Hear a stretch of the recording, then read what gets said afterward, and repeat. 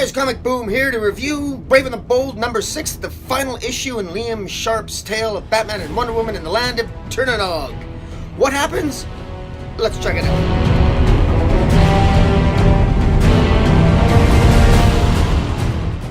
Guys, once again, Liam Sharp impresses with his art. It's a beautifully drawn comic book.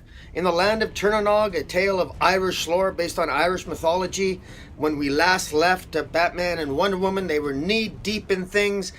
They had basically solved last issue the so-called murder of King Aletha, and as it turns out, he wasn't murdered after all. He was in fact in the Irish Quarter in Gotham. He had made it into our realm and was opening up pathways between our realm and the land of Turnanog in order to slowly create more pathways and basically a portal between the land of Turnanog to transport his people from the land of Turnanog into our realm so that they could get out of their sort of spell of forgetfulness and a long immortal life of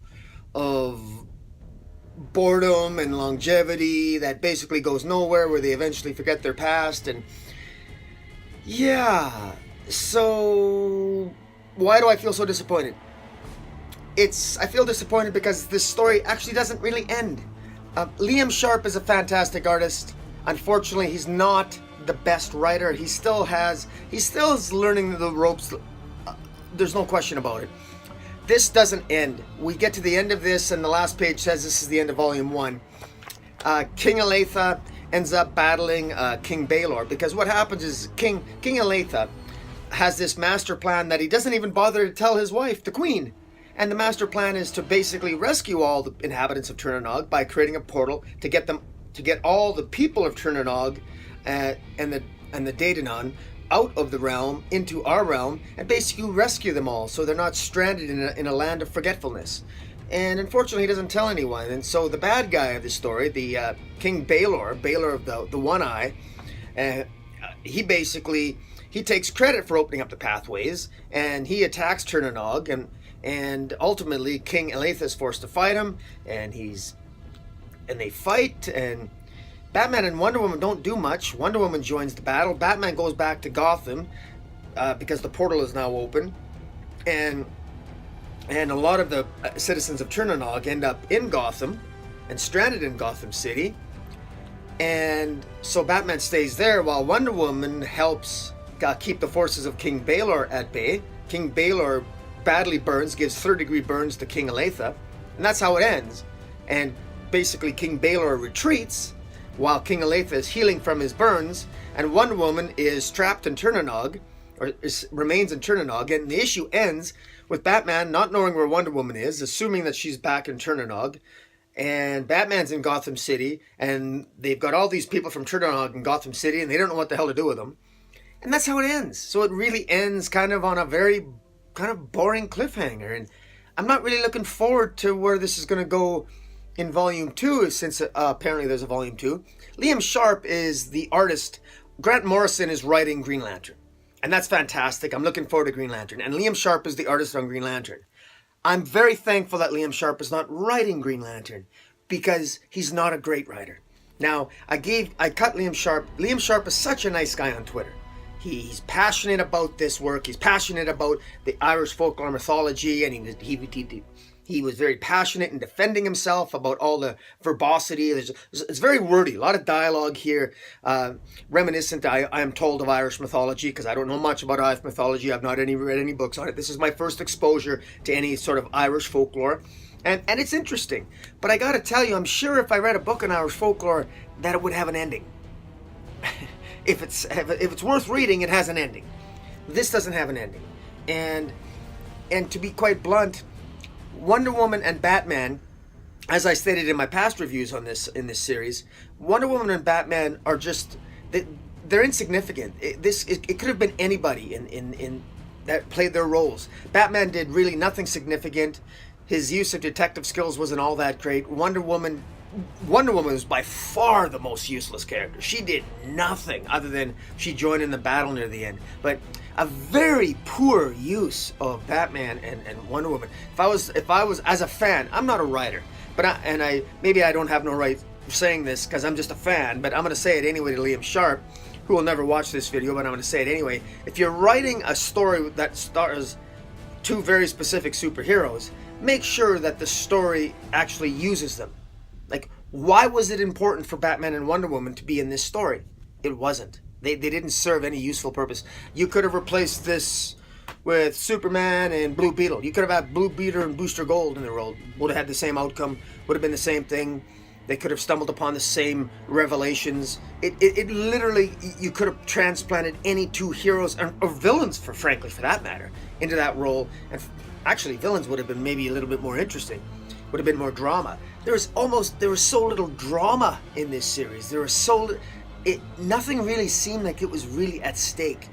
Nothing really seemed that it was epic. The art was really good, although I will say the art in this final issue maybe was a little rushed. Could have been maybe a little bit better. The attention to detail was a little less. But again, I gotta say, it's still spectacular. It's still really good. It's still really good. And for the art alone, I could still recommend you pick up this series. I was 5 issues in, so I definitely wanted to finish it up. But in any event, I don't know if I want to get Volume 2. I got to be honest. I'm not sure if there's going to be a Volume 2. Is it going to star Wonder Woman? Or will it be Batman and somebody else? Or will it be... Because The Brave and the Bold traditionally stars Batman and another superhero. Now this one starred Batman and Wonder Woman. So is Volume 2 going to star Wonder Woman with Batman? Or will it be Wonder Woman and someone else? Because Wonder Woman's still in Turnernog in this. And how does this fit in with regular DC continuity? I don't think it does, and I don't think, I don't think we're supposed to even think about that, or it's just going to give us headaches.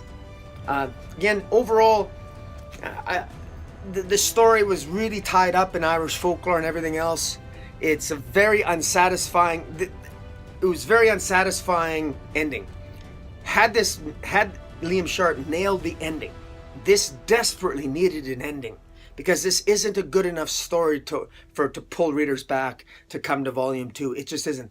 This, I gotta say, as a story, this is a spectacular fail for an ending issue. If it wasn't for the art, there'd be no reason I'd have no reason to come back. So, I don't know. I think it's a good idea that Liam Sharp maybe focus on Green Lantern, drawing Green Lantern, and maybe get some advice from Grant Morrison or some other writers in terms of how to form your narrative and how to make the heroes relevant to the story and make it feel more epic, that more is at stake, and maybe tighten up that dialogue a little bit, get to the point a little bit quicker. But in any event, what do I think of this series overall? If you're really into Irish folklore, to my knowledge, there's not a lot of comic books on that topic. So by all means, pick it up. Because I think from an Irish folklore point of view, I did find it interesting because the story of Irish mythology, and I did find that part interesting, even though it's a little wordy. But there's a lot of substance in each of the issues. But as a story, there's a lot of it you're just told, you're not really shown. You got beautiful static pictures. Liam Sharp isn't great at showing action. He's very good. Even though his art's beautiful, it's always posed. He doesn't show motion very well. So it's going to be interesting to see how Liam Sharp does Green Lantern, because even on the promotional art for his art on Green Lantern, it's very static. Hal Jordan isn't moving. Everything is so posed that he doesn't illustrate motion very well. He didn't illustrate motion very well in his Wonder Woman run. If you look at that, there was a couple of scenes where Wonder Woman was deflecting bullets in Rucka's Wonder Woman run that were pretty good. But even that, Wonder Woman is still really not moving. It's always more posed. He's not good at showing motion. He's not good at showing action. But it's going to be interesting to see how Liam Sharp is at drawing the beauty of space, outer space, that is. He's really good at drawing jungle scenes and the epic scenes here of sort of like Irish-like countrysides in the green, and some battles here aren't bad. However, I would just suggest that he's a beautiful artist, but as a comic book artist, I still think he still has some room to grow there in terms of action scenes. And as a writer, I think he's got a long way to go. So he's got only one way to go, and that's up.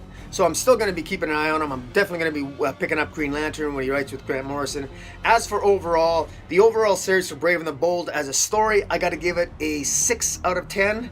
And in terms of art, I would give it a solid 8.5 out of 10. But story-wise, it is suffering. It's not the greatest story, and I don't know if I'm picking up Volume 2. We'll have to see. And in the meantime, guys, I hope you're enjoying San Diego Comic-Con. It's the weekend of the San Diego Comic-Con, and I just want to say one thing. As I might be doing a quick video, I want to give my condolences to the family of John Schnepp, who with Collider Videos, Collider Heroes, he was sort of like a geek hero of mine. He was the one. I watch a lot of YouTube videos and a lot of reviews and podcasts and what have you, and John Schnepp was always one guy that I always loved listening to, because he was the one guy who he actually knew what he was talking about. Because those of you who are true geeks like I am, a true geek, by the way, and this is my bias, my ego talking, but a true geek is not someone that goes to Marvel movies and loves superhero movies. A true geek is someone who's read the comic books and is always wondering how the movie's going to be because you read the comic books. That's the true geek. And John Schnepp was like that, and it was so true. He died at the age of 51. He died of a stroke. My condolences go to him and his family. I never met the man, but I just feel a kinship to this fellow geek, and he was basically the king of the geeks. And I always loved his podcasts, or pardon me, his YouTube videos whenever he was on there with him and his other Collider hero and buddies, and the guests that he would have on there, and his commentary and his insights. And I really felt that we geeks, we comic book lovers, we had a voice in Hollywood in large part because of the commentary of John Schnepp. And so I just wanted to give a shout out to him on that. So guys, thanks for listening. I'm on Twitter at Comic Boom, at Metropolis40, and hit the subscribe button, and hey, read a comic book. And in the meantime, until next time, Comic Boom out.